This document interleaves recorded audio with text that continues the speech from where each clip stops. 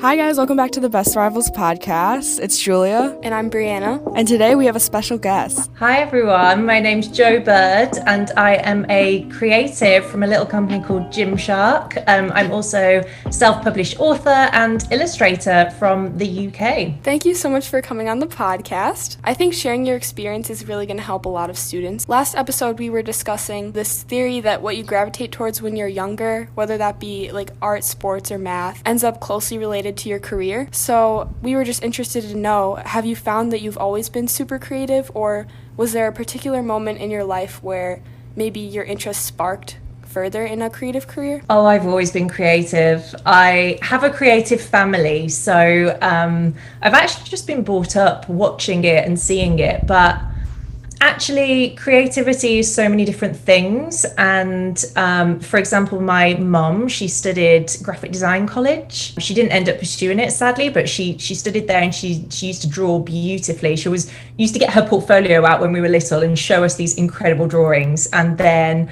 my dad is a sign writer, a traditional sign writer. And he did that as soon as he left school.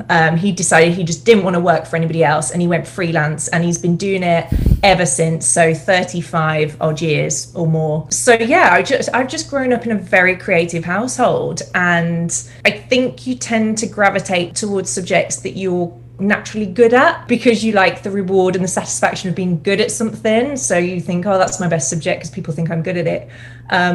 So I just gravitated towards art really, and it's always just been my passion. I did a lot of art throughout high school, but I think there is sort of a sense of pressure as to pursuing that as a career because some people, everyone's always going to have something to say, like saying it's unrealistic or things like that. Did you feel any of that pressure or fear prior to pursuing your career in an art-related field? Yeah, I did, and I still do. I've got to be honest with you. I think art is so tricky because it's so subjective. So with math or science and even languages, there's a right and wrong.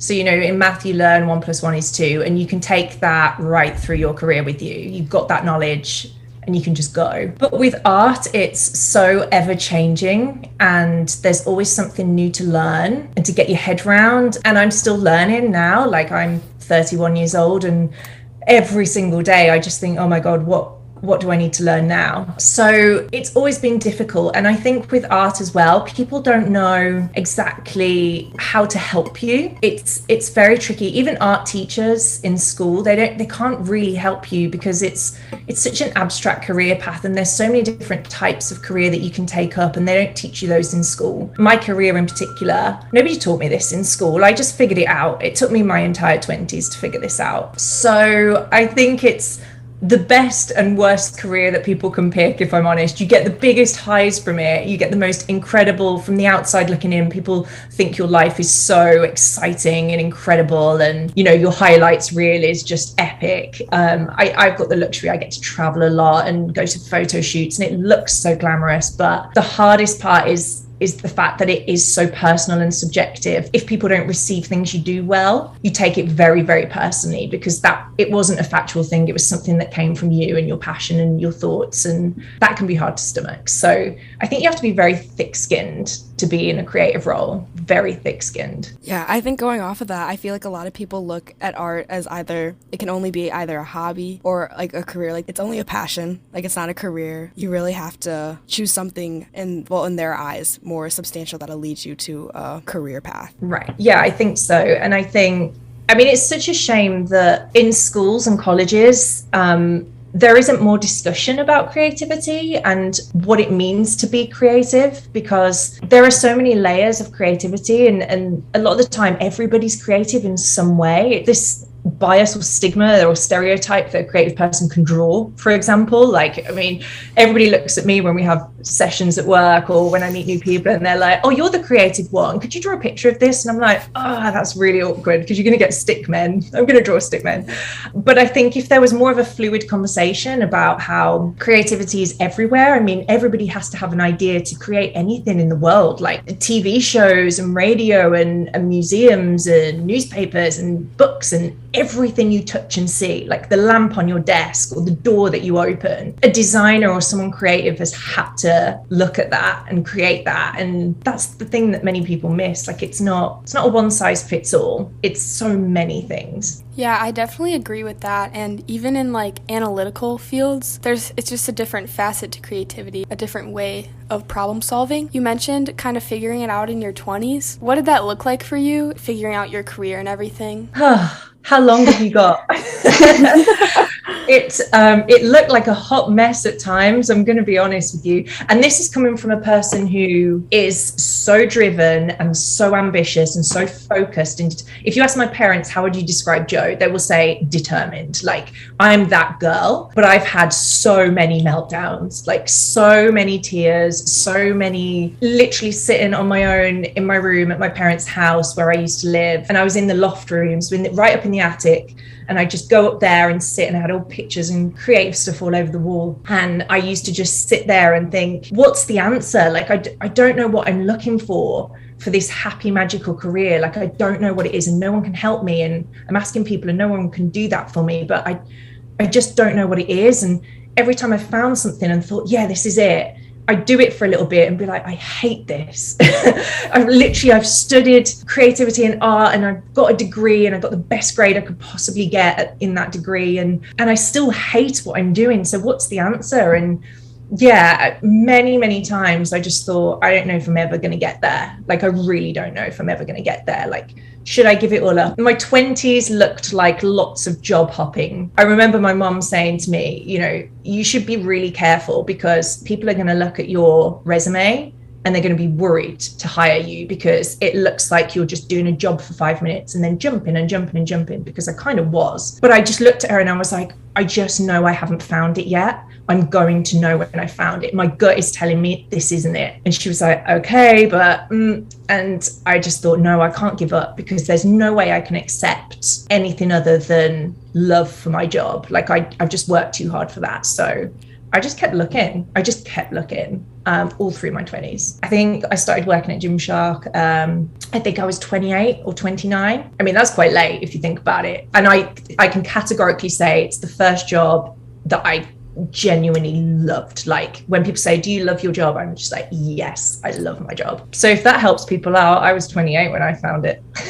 I feel like I'm in the same boat right now, even just being a freshman at college. The amount of times I've rethought my major already, and it's only been 1 year with the major. And even with internship wise, last semester I just finished an internship at our state capitol that's located in Madison, and that doesn't have anything to do with my marketing major at all. Really, really nothing at all. And then this summer I have another internship lined up for being just a teacher assistant that also has nothing to do with my major once again. But I don't know, I just feeling it out, knowing what's out there, because the amount of career possibilities are actually endless.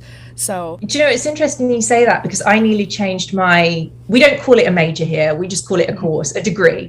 I almost changed mine, actually. I studied fine art photography, and it was a very conceptual, ideas driven photography course. So it was all about art more than anything. We studied museums and galleries a lot. And my tutors always used to criticize me. They said, you're really great, all the preparation work and your ideas and your research, perfect, but you're very commercial. This is an art degree. And I was like, yeah, but I'm going to need to make money. Why would I study where will I take this if I don't make money? I'm not going to be Vincent van Gogh, am I? I'm not going to, I need to make money. So I would always take photographs and think of ideas that would sell things or, be marketable. And there was another course that ran alongside mine that was editorial and advertising photography. And I was like, I want to be on there. That's my course. But something in me just told me to stick with it, because I'm not a quitter. And I thought, ultimately, it doesn't really matter what I study. It's still photography. I just need to practice skills and get into the real world and just do it and get my hands dirty, because there's only so much you can learn from a classroom, especially in creative subjects. You actually learn more in a day of work than you do in 3 years of school. You really do. You learn harder, faster, and smarter. And my 20s of working in different roles, albeit I didn't love them, I learned so much, like so much, not just about what I was doing, but about myself as well. And that's actually the most important thing, learning about yourself and who you are and what you want and what you don't want. I think that's really good to hear for me personally, but I'm sure for a lot of people who are out there listening, because when they see that somebody kind of is still unsure about what they want to do and is hopping around, I think generally people would categorize that as them being lost, when I like how you kind of framed it, like you're just learning about yourself, learning about, you know, who you are more and not settling, which I think should be more of the standard instead of kind of criticizing young people for not exactly knowing what kind of path they want to go down. Oh, for sure. I think reframing it. I don't know what happened in society to frame it like searching for something means you're lost. I don't get that. That is really, really far from the truth. I think it takes a lot to search for something and to keep searching. And I would be more concerned at the age of, I don't know, how old are you, 20 or younger? 19. 19. I would be concerned at 19 if you thought you had it all figured out. I would be concerned about that person. Because what that person is going to find, I mean, well done for a start, but what they will find is you change as you get older. So what you think you want at 19 years old looks very different to what you think you want at 25 and 26 and 30 and beyond 30. It really changes. So if you have it figured out at 19, great, good for you. You're going to feel confident and you need confidence in life, but be prepared for curveballs. And you need to be prepared because those curveballs are going to come from you and the world.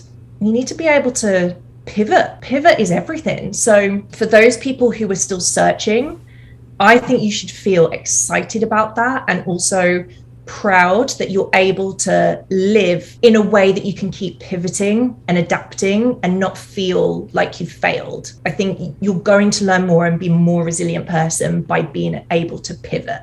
And that's the skill that I really crafted in my 20s, is being able to pivot and to know when something's not right and go, it's okay, something else, I'll try something else. And actually in the job that I love now, pivoting and being able to adapt is one of the best skills there, because it's such a fast company.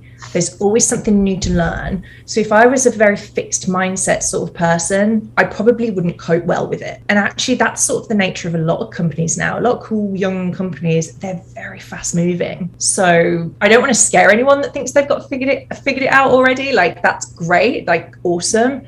But just understand that nothing is forever. Yeah, I really liked your emphasis on like not settling for just a job that like has, you know, security, and it's like maybe something you don't want to do for the rest of your life. I like how you kept going until you found a job at Gymshark that you ended up like actually like having a passion for and enjoying. I think the important thing to think is I'm a career girl. I've always been a career girl. It's my pride and joy, and I've always been so proud of myself for that. But I am not my career. Like, that is like, I am me, and I have passions and things that I enjoy doing every day.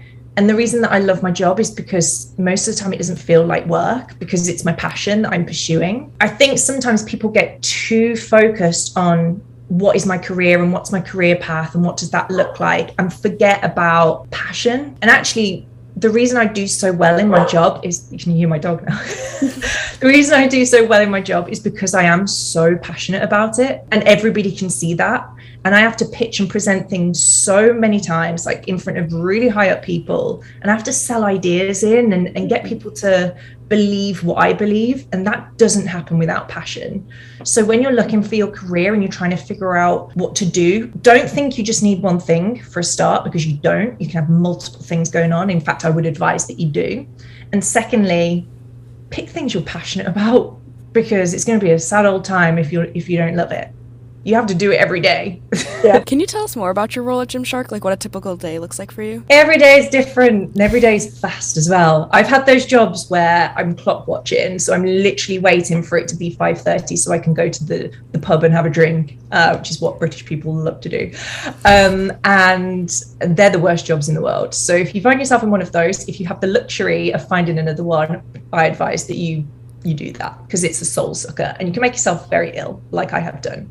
So know when a job is not good for you. But secondly, Gymshark is very fast paced. I'm in the creative team there. So what that means is we get a brief for a new campaign. So it could be a product drop, it could be a brand campaign, it could be, International Women's Day. And our team think up the ideas of what the hell are we going to do with this? So we have like a brand direction, we have a look at the products that are on sale, and we just figure out what the best way is to tell that story to the audience. We work with a lot of people, so it's a very, very collaborative role. And the best creatives are the ones that are very collaborative and open to other people's ideas and able to sort of take those on board and sift through them and find the gold dust. I'm in a lot of meetings. As an intern that I work with found out this week, she shadowed me for the week. She had no idea what I do. And at the end of the week, I said, so what did you learn about creative? And she just said, you're in a lot of meetings. Yes, I am. But honestly, it's seeing a project through from start to finish. So from idea right through to when it goes live. And that could be going on the photo shoots. It could be working with new talent, like, models, athletes, whoever, overseeing graphic design and what that looks like and how that sort of brings everything together and tells the story. I'd say it's basically storytelling, but in advertising. That's really cool. I feel like that's also something I'm looking for in my future, is not getting in a job that I'm stuck every single day doing the same thing. Just having something new and a new project every now and then just sounds like fun and, I don't know, exciting, something to look forward to. It's very exciting, but bear in mind, in life, you don't get good without bad. That's just the balance of life. So I think it's important to acknowledge that, it's not a fairy tale. Nothing is. No job is. Anybody that says they love their job, that's great. They love their job, but there will be parts of their job that they do not love. And it's important to address that, because I think there can be this false expectation of perfection. Perfect doesn't exist. It does not exist. So I think you just have to manage your own expectations. And I guess, to be open, some of the challenges I face are, when I said to be super collaborative is very important, that can be a huge challenge. You don't always get along with people that you work with. That's just life. So I think learning those soft skills, the interpersonal skills, the skills that actually you do learn at school and college because you meet so many new people, learning how to take feedback and criticism, that is very hard to do, especially as a creative and sensitive soul like me. And my star sign is I'm a Cancer, so I'm so super sensitive. And just being able to put on this brave face all the time in a creative role is very hard as well, when people are looking at you like the idea is shit and you're just like, okay, that hurts and I got to keep going, cool. But that's why I say about the passion, because the passion reigns true for me. And so I just always am able to focus on that when the day is not fun. I just remember how lucky I am to work in a role like this, and that revives it for me. So balance is key, and understanding that that's always going to be the case, but then also being able to be proud about where you work and what you do too. That's acceptable. It's okay to do that. So you mentioned working with the athletes and as well as just traveling and everything. Where do you find your inspiration? Where do you pull your inspiration from? Would you consider it more the company itself, or do you find yourself pulling a lot from kind of your own personal life, or just, I guess, the world around you? I get this question a lot, actually. I think the biggest misconception from a lot of businesses at the moment is that you can sit on a Zoom call, do a brainstorm session for an hour and nail the perfect idea. That is the absolute opposite to what I need to be creative.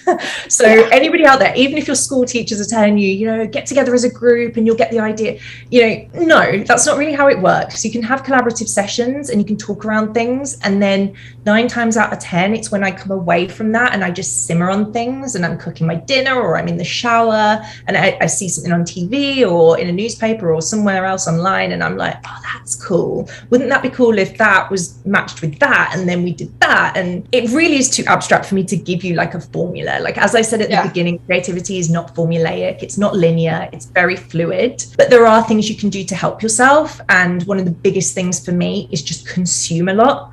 So if you're always scrolling the same Instagram feed, it's no good. You need to be scrolling your Instagram feed, scrolling TikTok, looking online, looking at your dad's old record collection, going to a bookshop and just having a mooch through some books that you've never looked through, and just go and absorb stuff, because then you can pull it out your back pocket. You don't know when you're going to need it, but it will just appear. And that's the trick, I think. just keep being a sponge. Just be a sponge. I'm just like curious about kind of like your work-life balance. Like, I know you were talking about how like sometimes ideas would just come to you when making dinner, but how do you like keep, like, maybe just like how you keep it separated, or how you make sure you still have time for yourself and like you said, just like focused on your career 24/7? I'm a really bad person to ask this question too. My work-life balance is pretty bad. I say that because being passionate about your job is a double-edged sword, because you can't switch off. And a lot of entrepreneurs will say this to you. I'm not one, maybe one day I will be, but you can't switch off when you love what you do or when you're that heavily invested. Like I just said to you, I will be anywhere at any time and I'm thinking about my current brief. I'm like, oh, what could I do for this? I could be just driving somewhere and I'll be like, oh, I still haven't nailed the idea. What is the idea? And I'm always thinking about it. And that is problematic. I mean, I remember a few years ago when I lived in London, I was working somewhere else. I worked a lot because it was a commission-based role. So I wanted to get the extra money and I was just working. It was the London lifestyle. Like, I mean, I loved it, but it was pretty full on. And I didn't make enough time for myself in a very mindful way. I was going out drinking a lot and partying, but that's not looking after yourself. And it got to a point where I got physically ill. So I got physically ill before I realized mentally what was going on. I just had this random flare-up of psoriasis. I don't know if you've ever heard of psoriasis, but they're just these big red dots all over your body. And I'd never had it in my life. And actually, I've never had it since, but it was quite a serious case. And I went to the doctors and they were like, wow, this is pretty major. And they had to do treatments and it was quite stressful. And then I had this flu thing and I was basically housebound. I made myself housebound. And I think what was scary about that was the fact that I realized in the middle of all this sort of chaos with my physical health that you can do that to yourself if you overdo it, if you overdo work, because that's all I was doing, just overdoing work. Nothing, no job is worth that.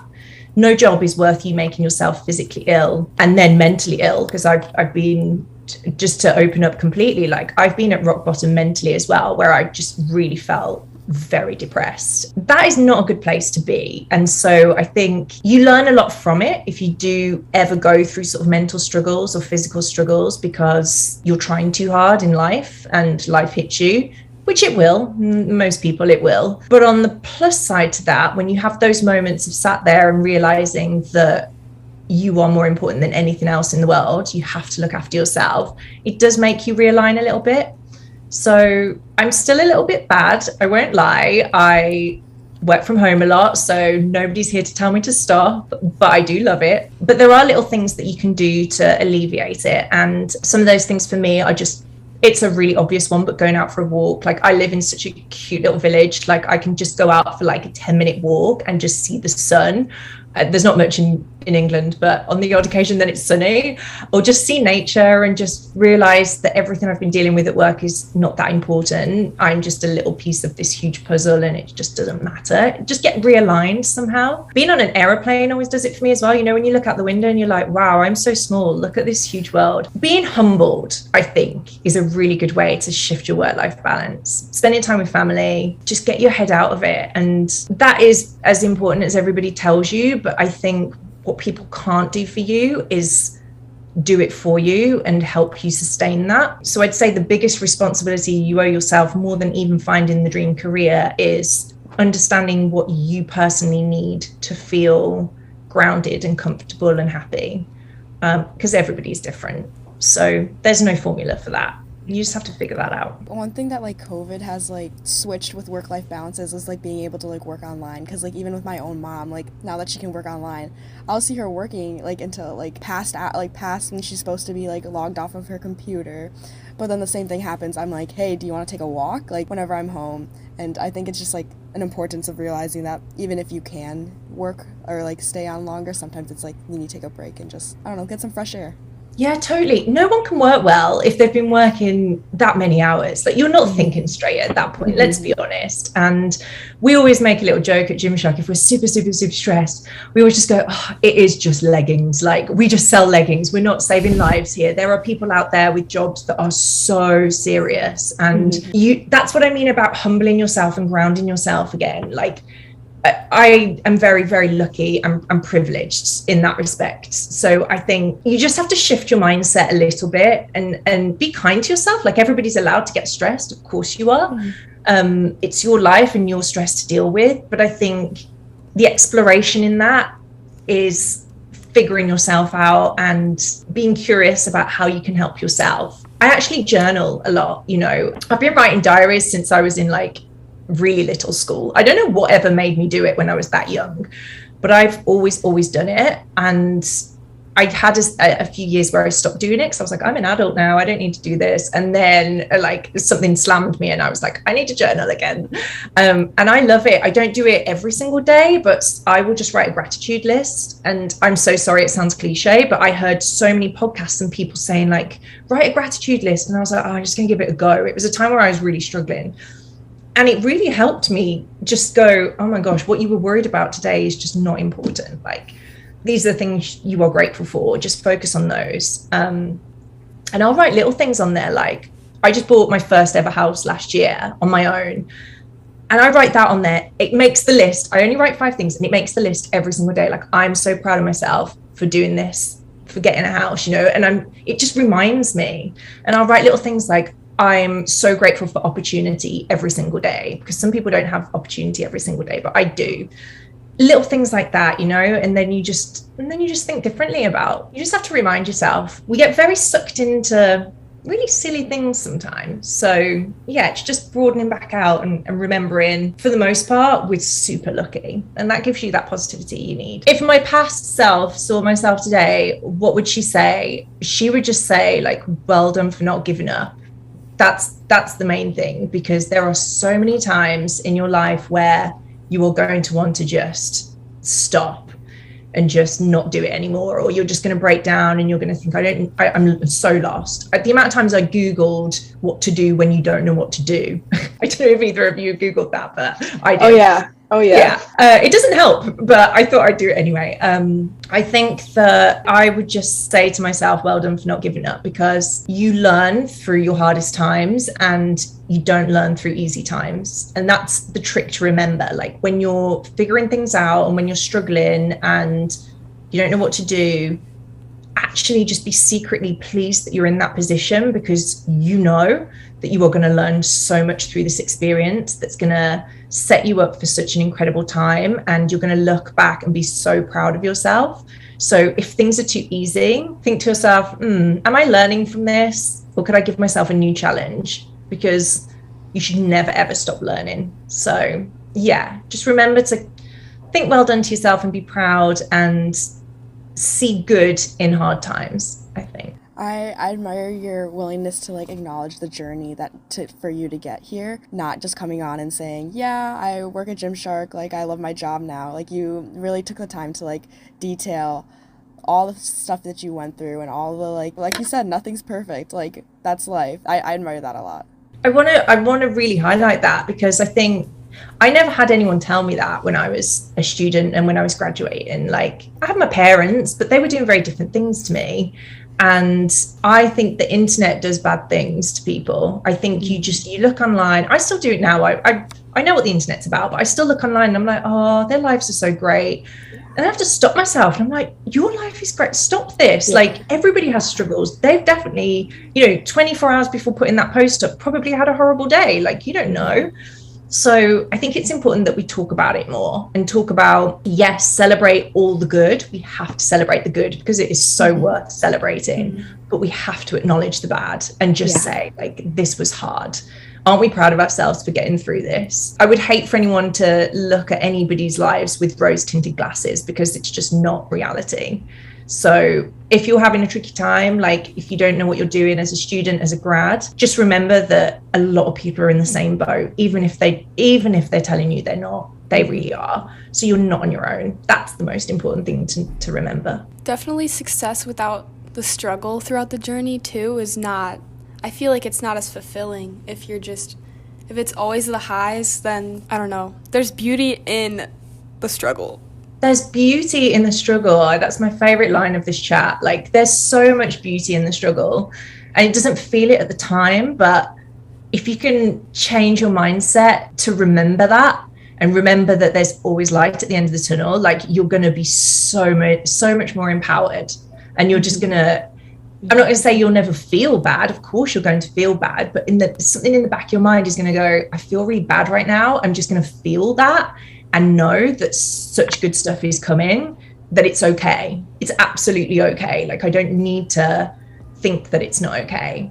So yeah, there is a lot of beauty in the struggle, for sure. Well, thank you so much for coming on. We really appreciate it. This was a wonderful conversation, honestly. It helped me personally. I'm sure it'll help a lot of others out there. Any closing words? I have one more. This is a shameless plug, but I would advise all of you, if you achieve anything really great in life, to shamelessly plug it.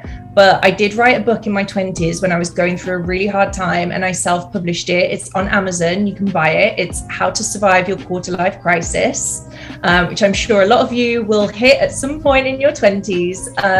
Now, I'm not plugging it because it's the best piece of work I've ever done. I'm plugging it because I want it to send a message that you can write a book if you want to write a book. Like, that sounds ridiculous, but I did that. I'm not an educated writer, but I did it through research and because I wanted to send a message.